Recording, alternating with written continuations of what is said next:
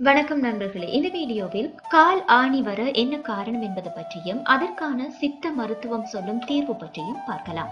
கால் பாதங்களில் ஏற்படுகின்ற நாட்பட்ட உராய்வுகள், அழுத்தங்கள் மற்றும் முட்கள், கல் இவை பாதங்களில் ஏற்படுத்துகின்ற அழுத்தத்தை தொடர்ந்து கால் ஆணி வருகிறது.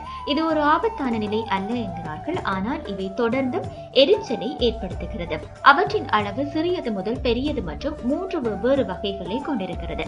இறுக்கமான காலணிகளை பயன்படுத்துவது கால் ஆணிகளுக்கு ஒரு பொதுவான காரணம் என்றும் சொல்லுகிறார்கள்.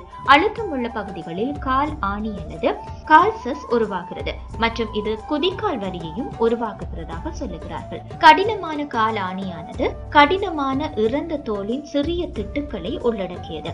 அவை பொதுவாக கால் விரல்களில் தோன்றுகிறது. இந்த பகுதியில் தோன்றும் எலும்பு அழுத்தம் கடினமான காலாணியை உருவாக்குகிறது.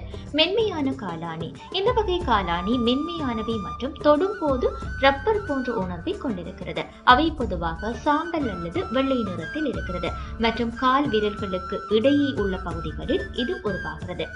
விதை காலாணி. இது பொதுவாக கால்களின் அடிப்பகுதியில் தோன்றும் கால் ஆணியின் சிறிய வடிவமாக இது இருக்கும். இதற்கான சித்த மருந்துகள் என்னென்ன என்பதை பற்றி பார்த்தால், அம்மா பச்சரிசி பாலை காலாணி உள்ள இடங்களில் தொடர்ந்து போட்டு வர அது மறைக்கிறதா.